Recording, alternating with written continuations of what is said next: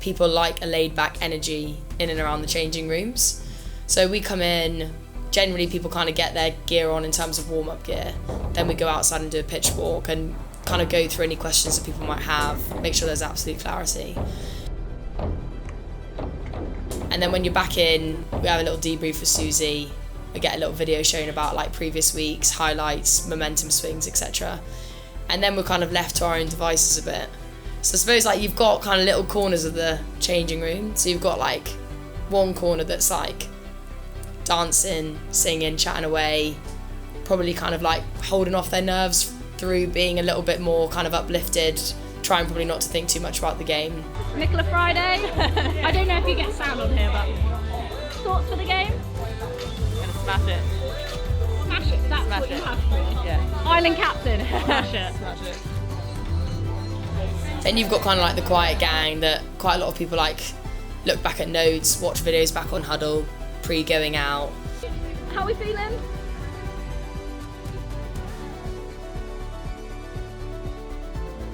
And then you've got the group that kind of like flip in between the two, probably. I'd say I probably fall into that category. Like, I'll have a chat with Nick often next to me, or have a chat with Maisie in the cup run, or, you know, kind of whoever's around. But I do probably look at the pitch map, watch a little bit of line-outs before we go out, just so that I actually am making sure I've like got all my ducks in a line. But we have a bond because we're both from Worcester.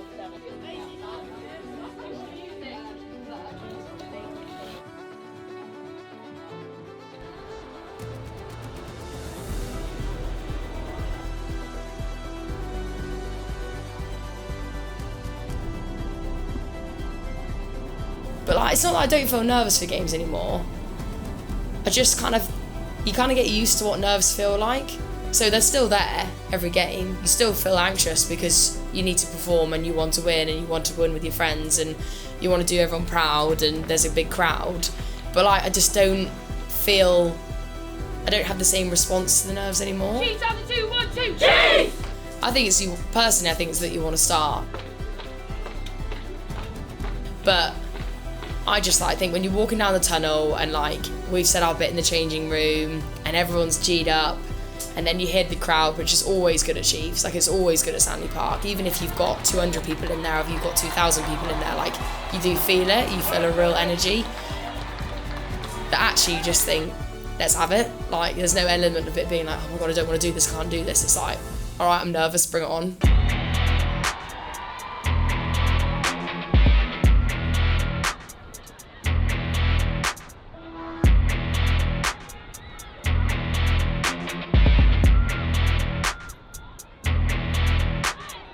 I tend to get a bit nervous usually, but I usually think I use the nerves well. Like I usually play well when I'm nervous because I feel like I'm in the mindset to, like I'm caring about the game, you know? I feel like if I'm not nervous, then I'm almost not ready for it, you know?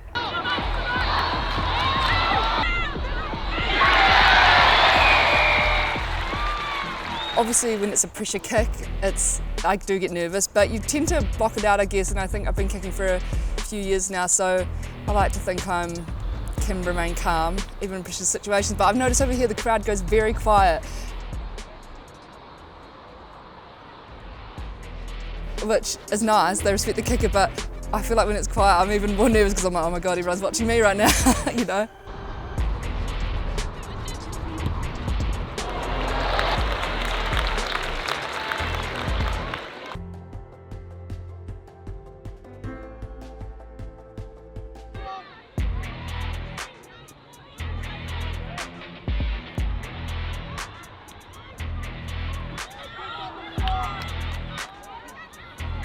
I think because of the situation that Worcester is in, and like I can't even imagine like the stress that puts on a group of players, but also like the emotional drive it gives a playing squad, in that there's potential for you to be folded, and actually that you've got, to some degree for Worcester at that point in time, one last opportunity to say we're staying in the league because we should, and 100% Worcester should, and they are, which is great.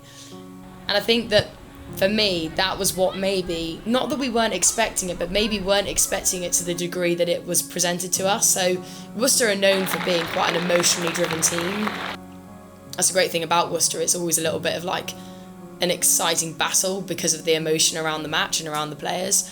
But they just they just brought a whole nother level of it. And almost, I think, not that we were ever complacent, because I don't think that's ever part of who we are as a squad, but I just don't think we were expecting so much energy from them.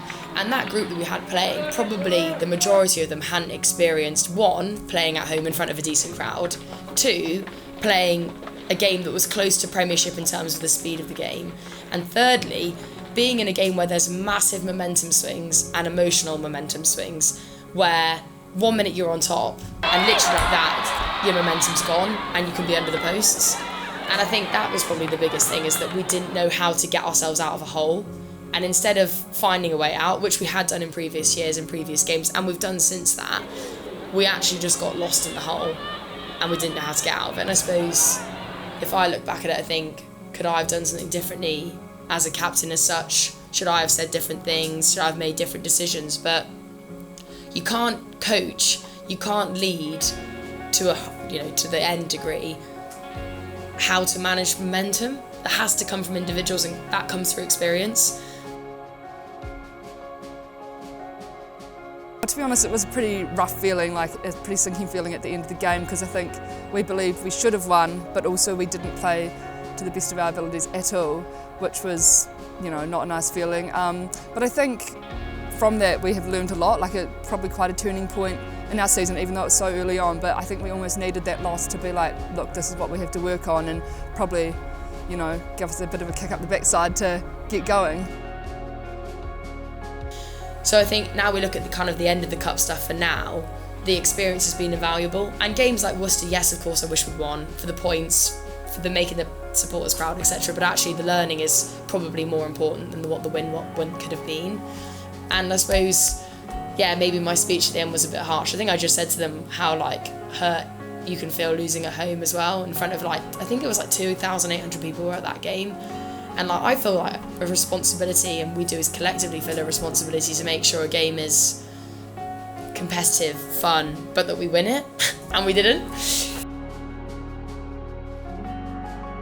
It meant loads to Worcester. It meant loads to us, but I suppose sport is great for that as well. If I look at it from a non-biased point of view, the sport won that day because Worcester are now in the league.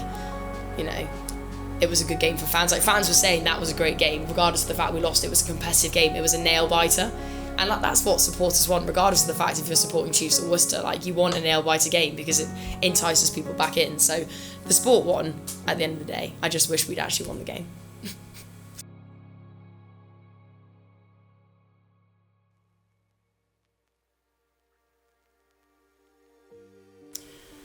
Away trips are odd because I suppose everyone just finds it quite difficult going away from home. I think Sandy Park genuinely feels like a real place of security for us here. People struggle to beat us here. We had the best defensive record at home last year, so it's a little bit of a fortress. The prep's great. We're on the bus together, everyone's chatting away, eating overnight oats that Rog always makes us, which, by the way, Rog, we love. And we kind of probably get more time together on an away day. Well, we definitely get more time together on an away day than we do a home match, which is nice.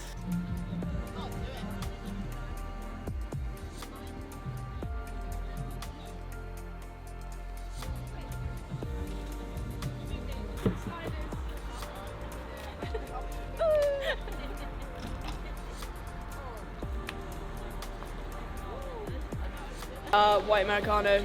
Yeah. Essentials. White Americano? Yeah, it was the option. I don't want milk, otherwise my stomach will go. What am I getting? Latte, mocha. Very smoothie. Health. Yeah, athlete.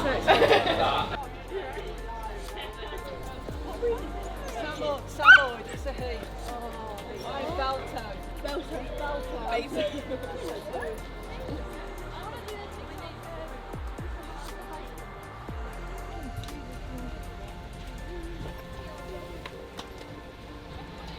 So going away always feels probably a little bit uneasy. It adds an additional layer of nerves. You don't know what the changing rooms are going to be like. You don't know how big it's going to be. You don't know if it's a long walk to the pitch. You don't know if it's right on the doorstep. And those things add 1% differences to your prep. And I suppose then you find yourself maybe 15% prepped in a different way, and you have to kind of think on the hoof and get used to your surroundings a little bit quicker.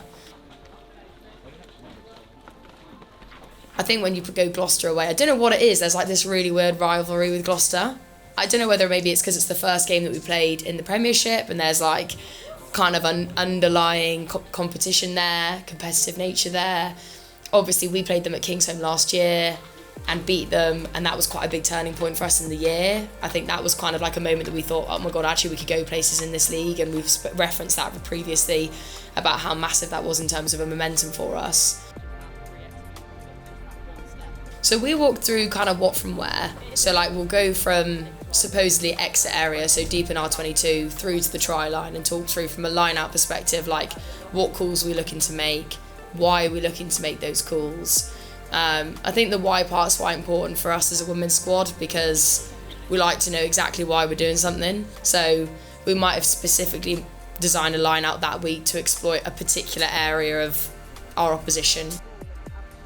But we'll also go over like the basics and our kind of like non-negotiables. Then when we get to the other end, we just quickly talk over the defensive element, which we go through so thoroughly in the week that actually it's more kind of just like dotting the I's and crossing the T's. And then we kind of lead the front row to talk a little bit about scrum time, but that's normally quite short and sharp. And then we kind of finish it, getting together, getting a bit of energy.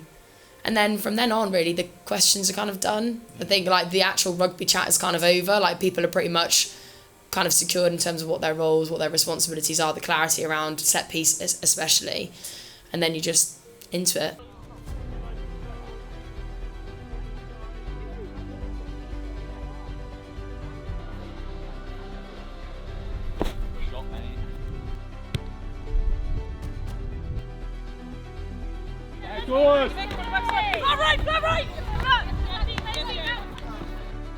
So obviously we knew going away from home was going to be a challenge, but I think we just had that belief in the squad and we knew we needed to go there and win, and we wanted to prove a point.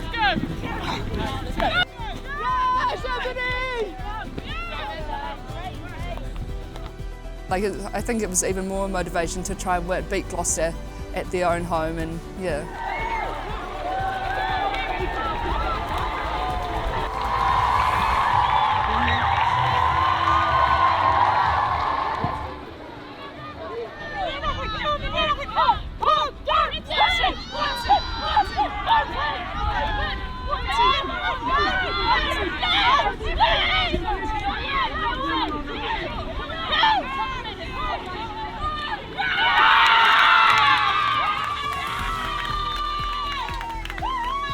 Always a good game. They're a decent side. They play multi-threat rugby, run, kick, pass. So carry into us.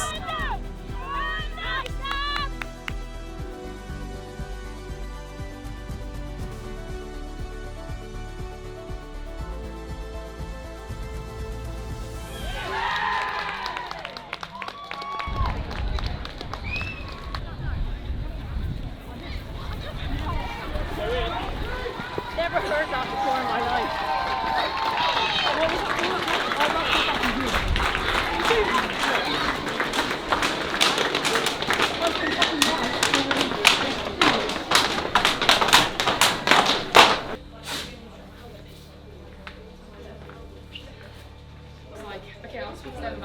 I don't feel like anyone thought we were going to lose on our side. Like 100% we could have lost it. Missed throw, missed jump.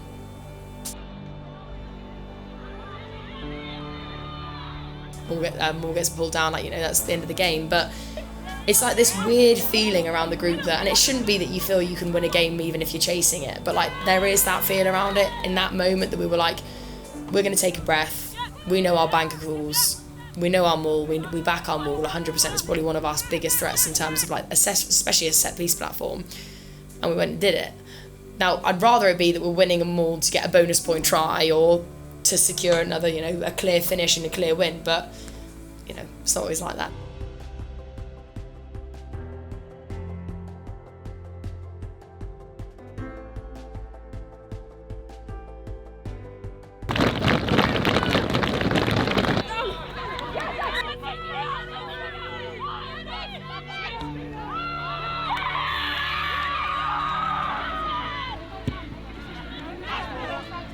made it really hard. We like to do that for some reason.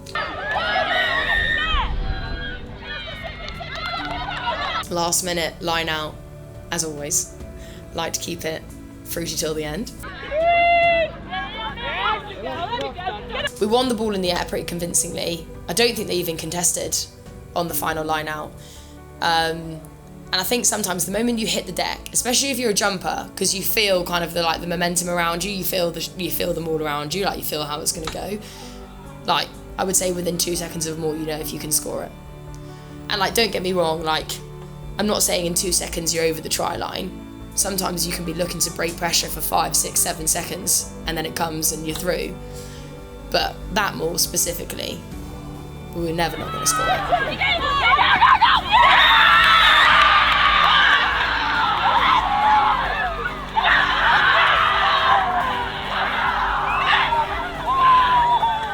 Always the bloody hookers. See, I say this in training. All of us are pushing as hard as we can, and your head is in the worst place, and you're screaming and you're shouting, and you're getting absolutely folded in half, and the hookers at the back riding it, scoring at the end. But they've got to make the throw, so I suppose they can have the try. I feel usually as soon as I kick it, I know.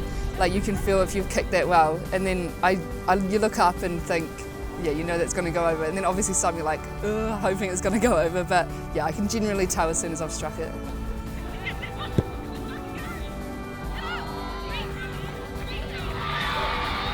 There's something about it coming from a pack of forwards, because so much work goes on behind the scenes that people probably don't realise. Like, maul after maul after maul practice, and like, we've got real detail in our maul, which we buy into and we believe in and we trust in it. And actually, it's then about a massive amount of emotional buy-in to then doing it. So you can get all the detail right in a maul, especially our detail. But if you're not emotionally invested into going forward and coming away with a reward, whether that's a penalty, we bang it into the corner again, or we get out of our 22 and then all of a sudden we're in the halfway line, or a try, whatever it might be. But the emotional buy-in is massive. And I think there's a kind of, and not to put the backs down, but like, you have to be a certain personality, I think, to be a forward, because like the emotional buy-in at every set piece has to be massive. And at that set piece, when you make a call, whether it's me making the call or Nick making the call, everyone is looking at you saying, we're going over the try line. And that's what feels great. Not necessarily the actual try, but actually like being in a circle where everybody's thinking, we're going over the try line because we back ourselves and we back our process, and also we've worked really hard, so we deserve to score it. And then when you do, it's the cherry on top, obviously. But I think the bit before it for me feels a little bit more special. No! Chiefs on 2, 1, 2, Chiefs! Woo!